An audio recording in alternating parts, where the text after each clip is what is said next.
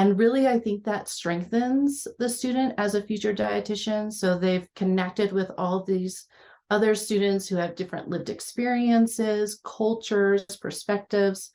And it's also proven to be a great networking base for students to build off of. Welcome to the RD2BE podcast. Each week we sit down with a different registered dietitian nutritionist to showcase the diversity of opportunity in the dietetics profession. Our aim is to dismantle the notion that there is a traditional career path. I'm Carl Barnes, the registered dietitian behind the scenes of RD2BE. And I am Jenna Warnock, the RD2BE host. Our RD guests share their stories, career paths, and advice to help students like us succeed in the profession.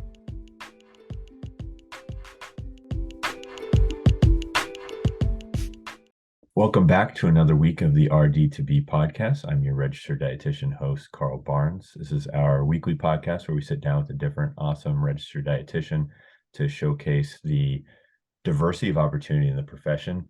Right now, we are currently going through a showcase of different dietetic internship programs and other unique programs, including future education model. And on that note, we're really excited to be sitting down with Dr. Emily Boldrin today.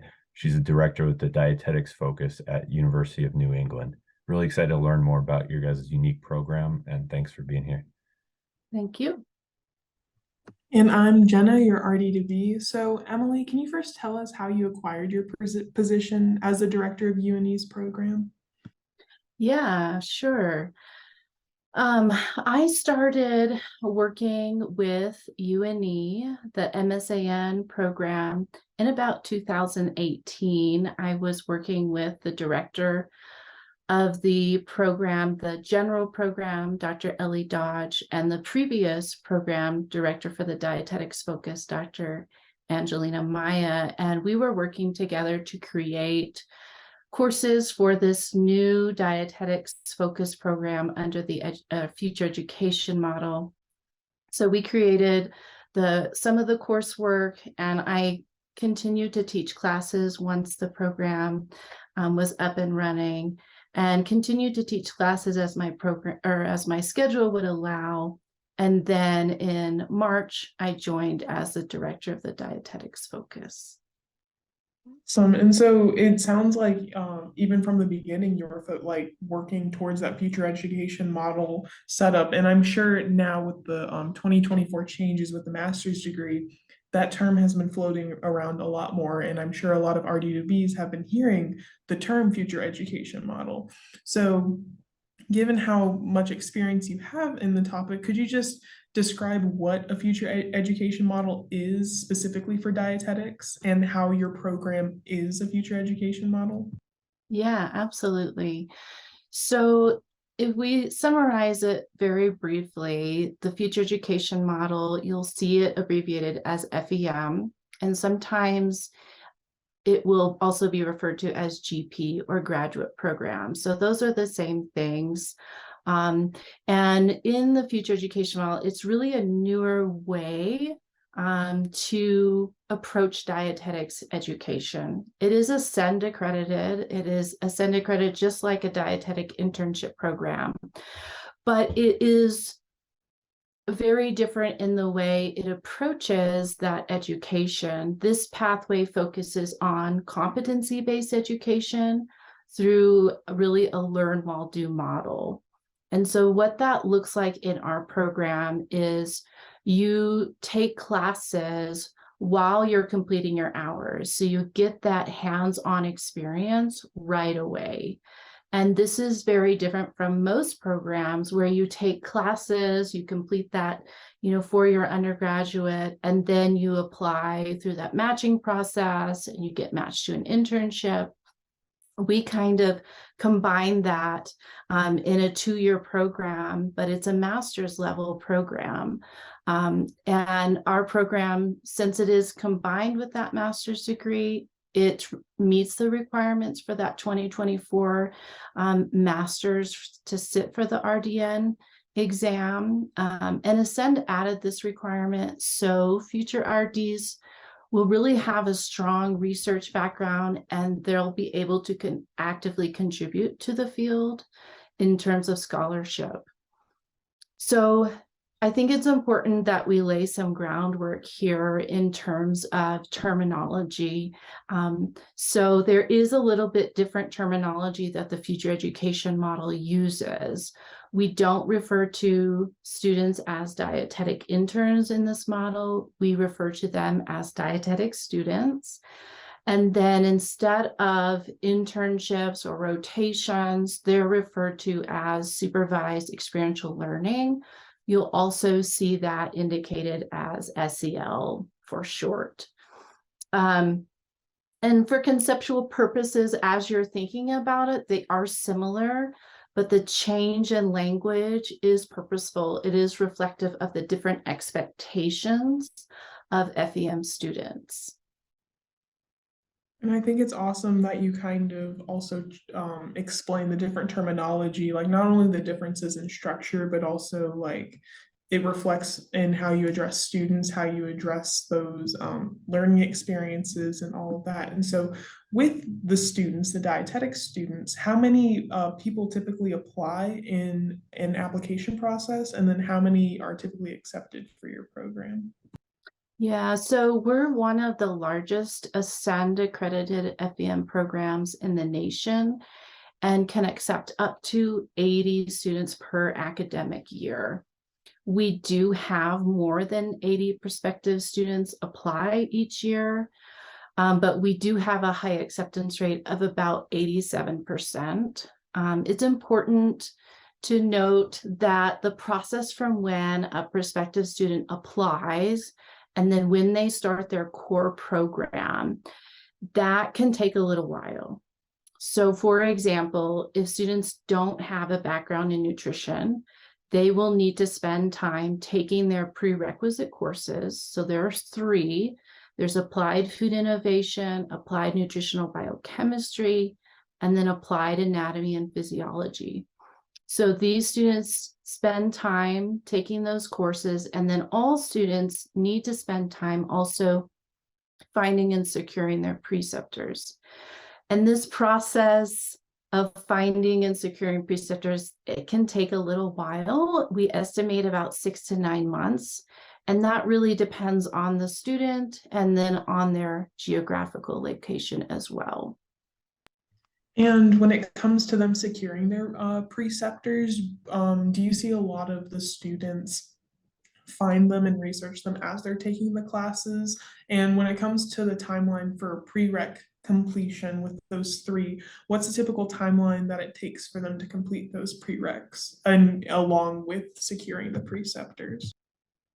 Yeah, so students can work towards securing their preceptors while they're taking their prerequisites, and a lot do. Some students prefer maybe to get a jump on their preceptors and then start their prerequisites. It's really up to how the student wants to kind of schedule it, but those prerequisite courses are 8 weeks long, and so we have 2 8-week terms within a semester. So that would be 3 terms for those prerequisites. And then depending on, some students also take a break between those prerequisites, but those can be done concurrently. So that 6 to 9 months can include the prerequisite work.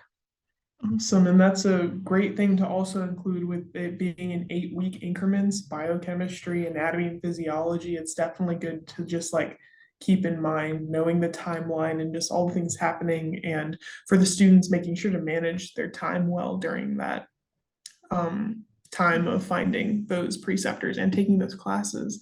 And given the application process for your program and how you compared it differently to the matching process for other dietetic internships and things like that, what do you guys use for your application? Is it different from DICAS? Is it a totally like different structure? How does your application process look? Yeah. So we are on DICAS.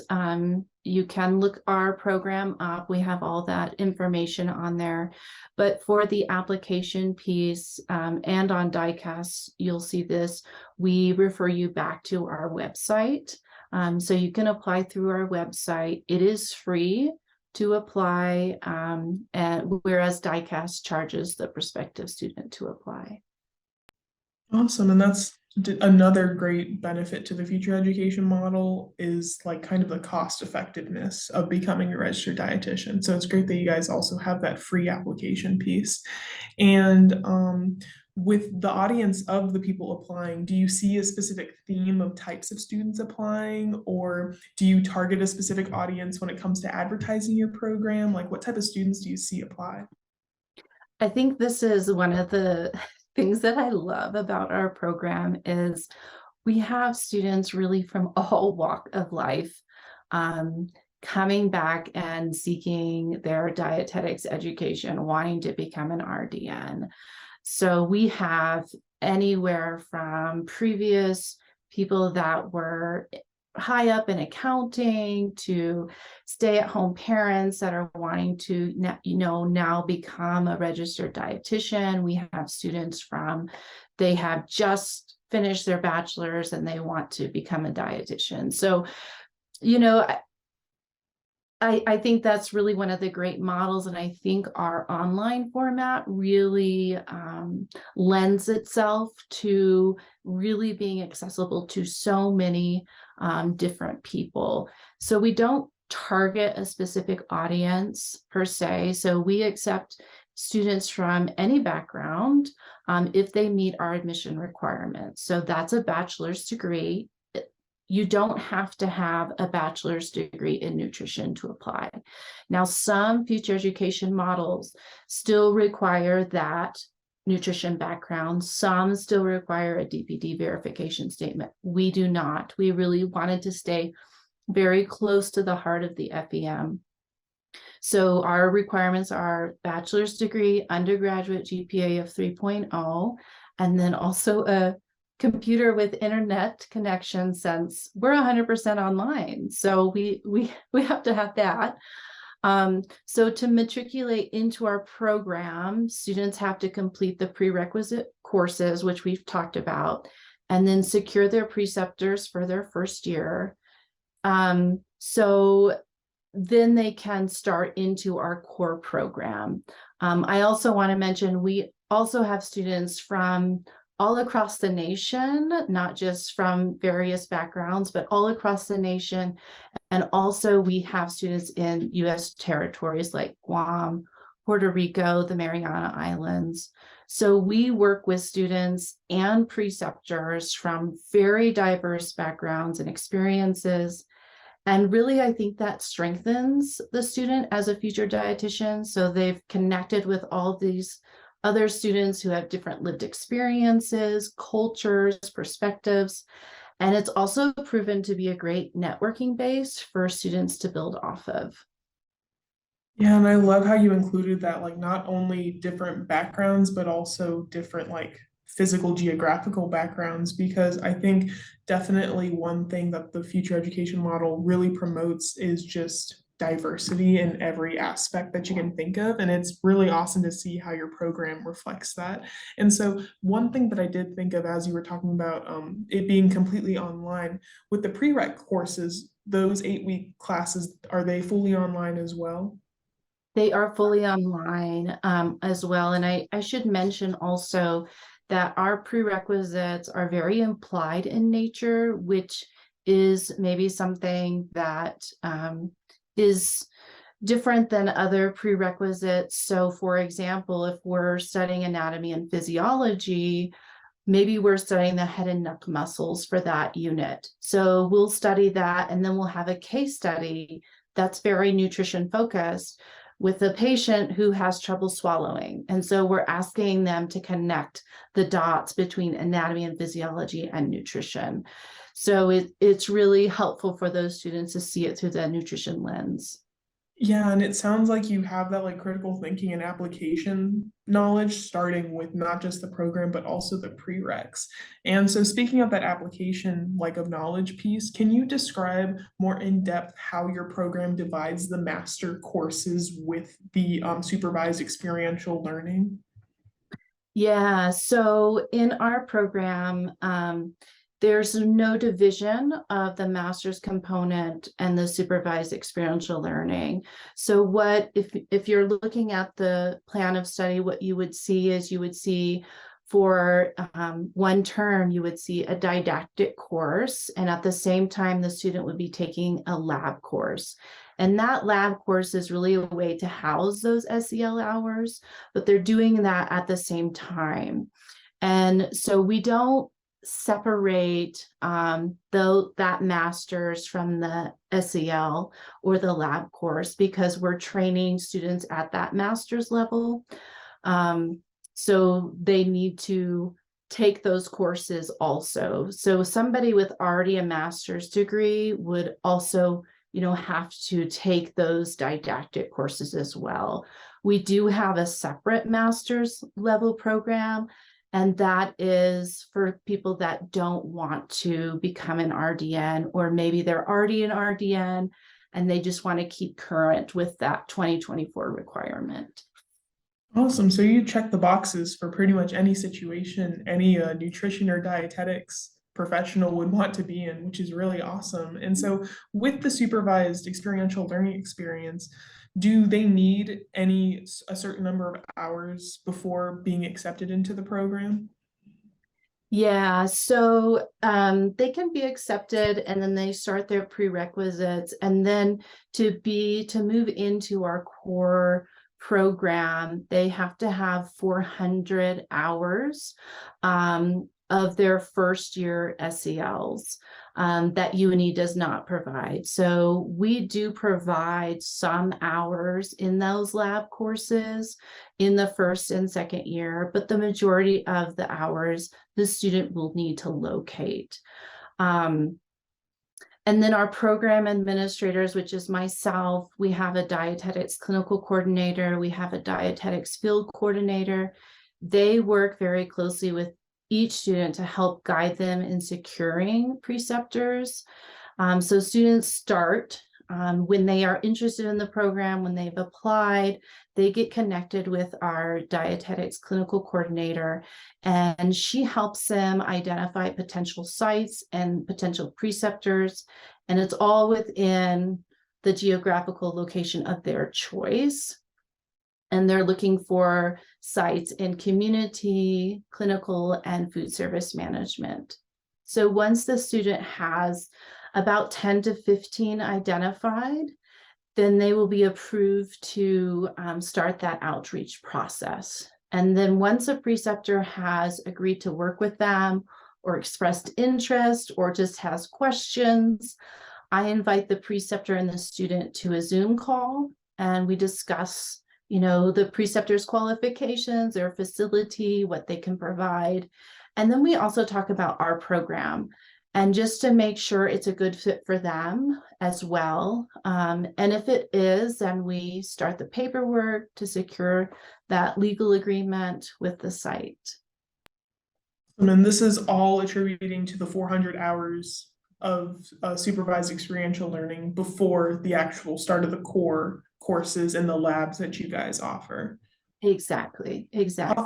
Awesome. And how far out in advance, when it comes to the timeline of when they have these 400 hours and then whenever they start the core classes, what does the timeline look like for that? So, to start, it really depends on the student. So when they're working on their prerequisites, they're working to secure those 400 hours. And we say about 6 to 9 months that process happens.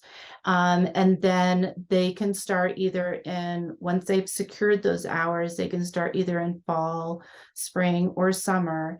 And then once they get into our core program courses, then they are starting to work on their second year sites. And those are a little, we don't require all of them by a certain date like we do for the first year.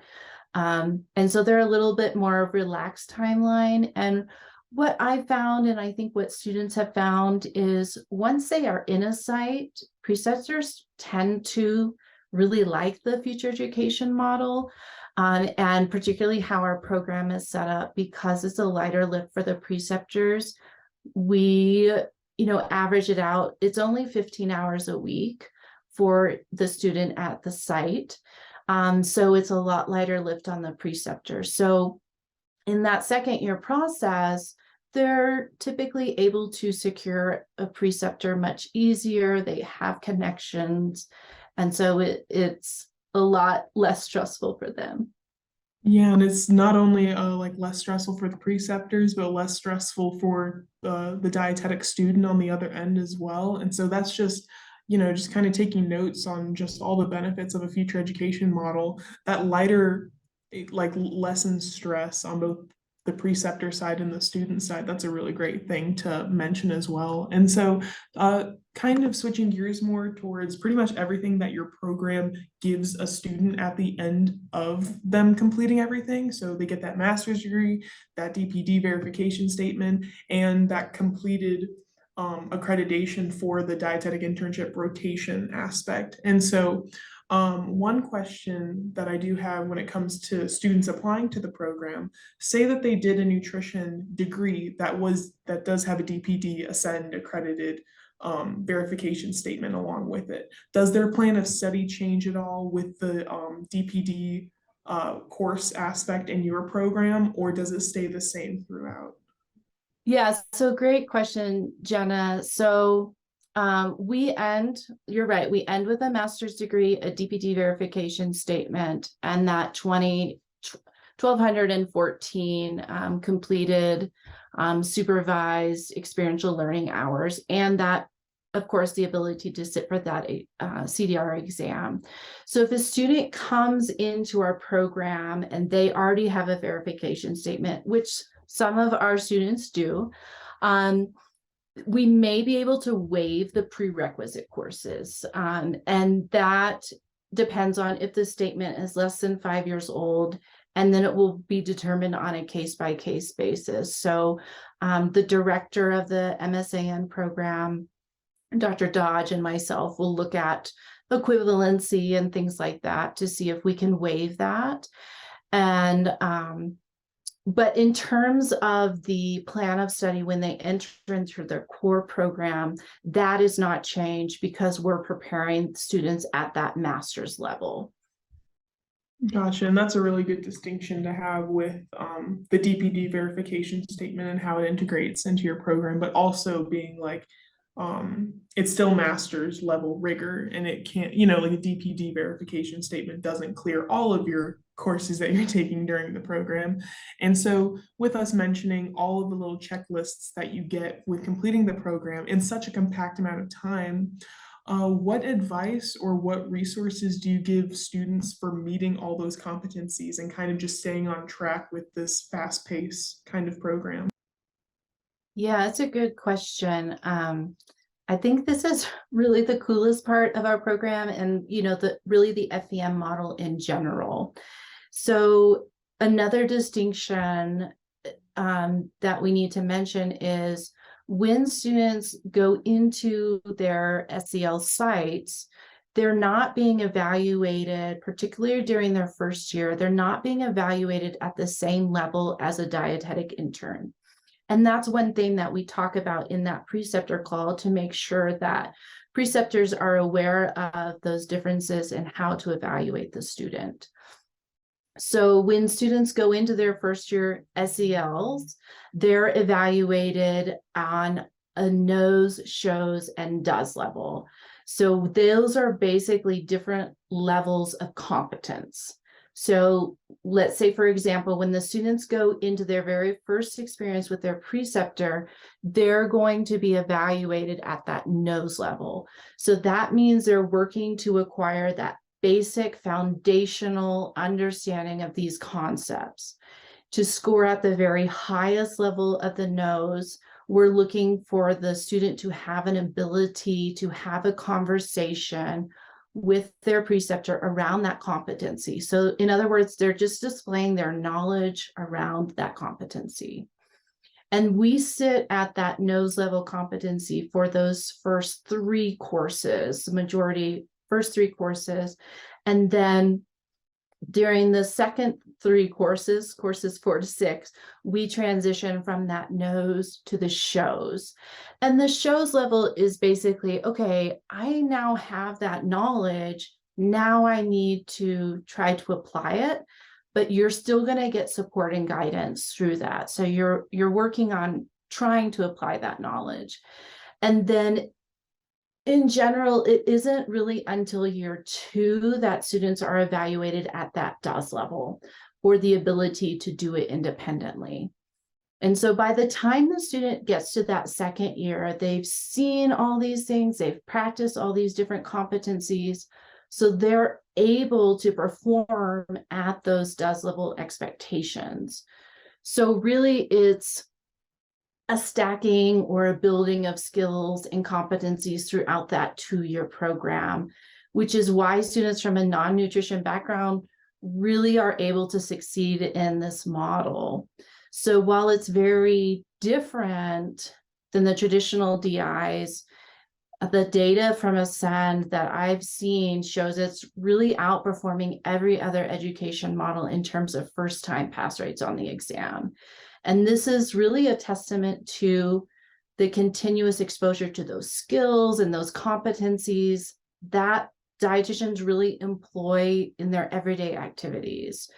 So because our program is set up for students to experience this throughout the 2 years, instead of waiting at the end, it's easier for the student to build these skills and competencies in a way that really prepares them for that RDN exam.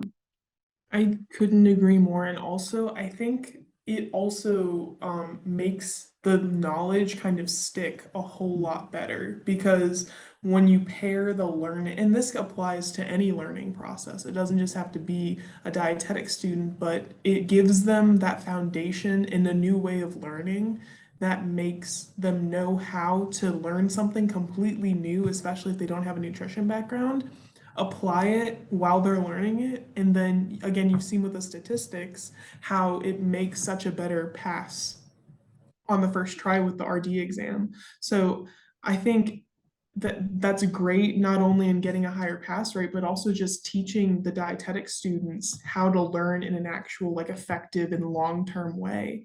And with the students, and whenever they're going through the process, it's great how, you know, you have it slowly building up over time.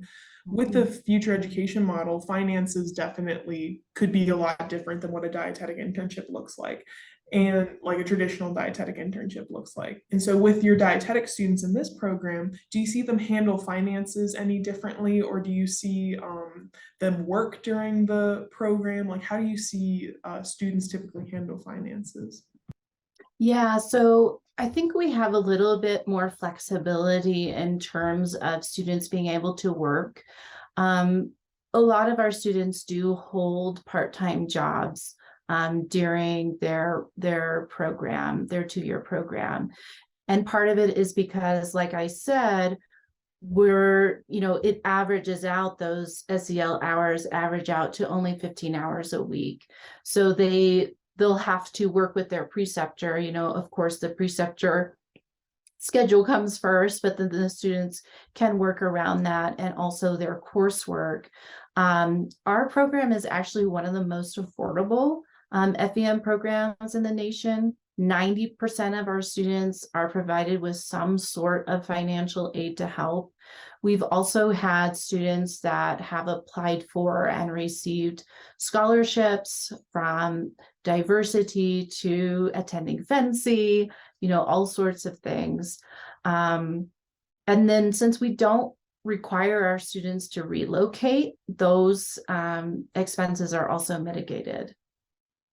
And I think that's a great additional aspect of what a future education model offers, with that it has a distance option of, saving money, not having to relocate, saves money on housing, commuting, gas, like the list completely goes on. And also less hours you have to dedicate towards the supervised experiential learning. They're able to work around and save money and still, like, afford living while doing the program. And so the last question that we have for you is kind of just all encompassing, and kind of to any of the RD2Bs listening, what advice would you give dietetic students that are currently looking into any sort of ASCEND accredited program, whether it be an FEM, a traditional dietetic internship, or anything like that? Yeah, I think it really helps to know what you're looking for and to really consider realistically what will fit into your life and if the program will meet your needs. And with the advent of that future education model, the options have really changed. So don't be scared of the FEM because it's new and it has new language. It's a great model for a lot of students. Awesome. And that's a great note to end on, especially with us showcasing your program. So thank you so much, Emily, for joining us and just talking about really every awesome thing about a future education model. So again, just thank you so much for talking about your program. Thank you for having me.